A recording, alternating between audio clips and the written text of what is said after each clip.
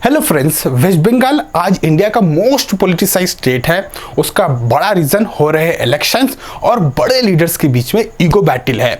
अक्सर हम ये सुनते हैं कि बंगाल में कोई डेवलपमेंट नहीं हो रहा या बहुत अच्छा डेवलपमेंट बंगाल में हो रहा है। तो आखिर सच्चाई क्या है? एक दूसरे स्टेट से वेस्ट बंगाल कैसा परफॉर्म कर रहा है, आज के वीडियो में हम जानेंगे। तो सबसे पहले बात करते हैं इकोनॉमी की। दोस्तों, जब हम इकोनॉमी की बात करते हैं तो दूसरे फैक्ट्स पे भी हमें नजर डालना चाहिए।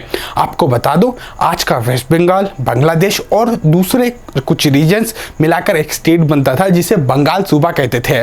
और 1757 से पहले ये इंडिया का रिचेस्ट रीजन हुआ करता था। टेक्सटाइल इंडस्ट्री यहाँ की बहुत ही फेमस थी।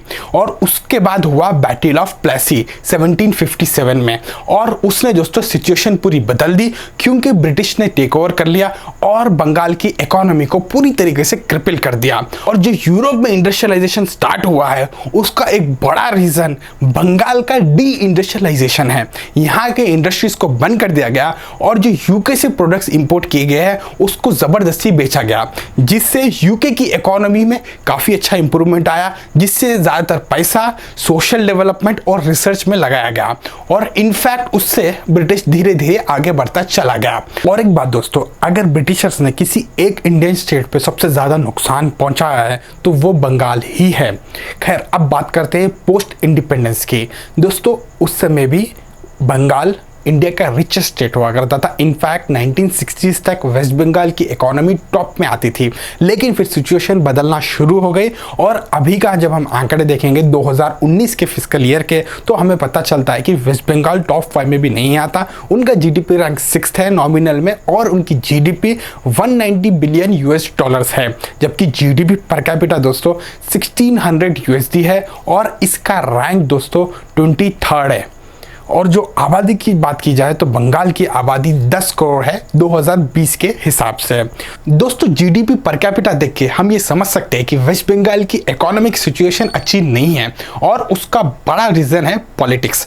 1960s में लेफ्ट पॉलिटिक्स धीरे धीरे से बंगाल में राइज हो गई, और जो पॉलिटिक्स पहले सेंटर और सेंटर राइट में होती थी, अब वो लेफ्ट और एक्सट्रीम लेफ्ट में जा चुकी थी। और इतना ही नहीं, इंडस्ट्रीज और इंडस्ट्रियलिस्ट के ऊपर वेस्ट बंगाल की सरकार और लेबर यूनियंस के वजह से इतना दबाव गिर रहा था कि उन्होंने वेस्ट बंगाल को छोड़कर दूसरे स्टेट जाना पसंद किया, जिसकी वजह से वहाँ की इकोनॉमिक एक्टिविटी में काफ़ी इम्पैक्ट हुआ। और दोस्तों, इसका खामियाजा आम जनता को भुगतना पड़ा। अब दोस्तों, जो बड़े इंडस्ट्रीज थे उनका ना होने के कारण जो छोटे इंडस्ट्रीज थे उनको ज्यादा बेनिफिट मिला, जो कॉन्ट्रैक्ट्स थे उनके पास आना शुरू हो गए। और दोस्तों, इसी कारण आज एमएसएमई के मामले में वेस्ट बंगाल इंडिया का 2nd लार्जेस्ट मार्केट है। और इसी कारण ये इंडस्ट्री में 8.6 मिलियन यानी 86 लाख लोग काम कर रहे हैं। दोस्तों, यहाँ पे एमएसएमई के कारण अनएम्प्लॉयमेंट रेट कुछ हद तक कंट्रोल में रहती है वेस्ट बंगाल के। अगर हम 2011 से 17 का एवरेज देखेंगे तो इंडिया की अनएम्प्लॉयमेंट रेट 6.1% के पास थी, जबकि वेस्ट बंगाल की ये 4.6% के पास है। यहाँ पे इजीली जॉब्स अवेलेबल होते हैं, इसको हम कैजुअल जॉब्स भी कहते हैं। लेकिन इसका एक डिसएडवांटेज भी है कि क्वालिटी ऑफ जॉब्स नहीं होते, सोशल सिक्योरिटी यहाँ पे नहीं होती है। दोस्तों, जब हम कैजुअल जॉब्स की बात करेंगे तो इंडिया का नेशनल एवरेज 2017 में 25% के पास था, जबकि वेस्ट बंगाल में यही नंबर 33% के पास है। तो इससे हम ये समझ सकते हैं कि वहाँ की सरकार जो क्वालिटी ऑफ जॉब्स होती है वो क्रिएट करने में पीछे रह गई। और दोस्तों, जब हम ह्यूमन डेवलपमेंट इंडेक्स की बात करेंगे तो उसमें भी वेस्ट बंगाल का परफॉर्मेंस खराब है।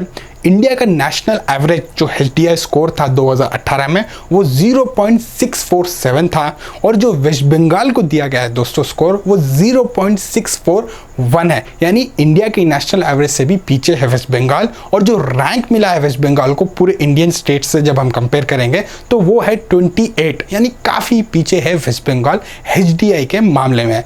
जब हम रोड्स और ब्रिजेस यानी इंफ्रास्ट्रक्चर की बेसिकली बात करेंगे तो 2020 में दोस्तों 2.3% बजट एलोकेट किया गया था इस सेक्टर में, जबकि इंडिया का नेशनल एवरेज 4.2% है। ये 4.2% अपने में ही एक लो नंबर है, जबकि 2.3 तो ये सुपर डुपर लो है। दोस्तों, यहाँ की सरकार अपना फोकस रूरल इकोनॉमी, एजुकेशन और एग्रीकल्चर पे करती है। PRS रिसर्च ये बताता है कि 2020 में 17.6% इन्वेस्टमेंट एजुकेशन पे किया गया है, जो कि काफ़ी अच्छी बात है। और दोस्तों पिछले कुछ सालों से जो इकोनॉमिक पॉलिसीज है उसमें भी काफ़ी इंप्रूवमेंट आई है, जिसके वजह से दोस्तों जीडीपी ग्रोथ में भी फ़र्क देखने को मिला है।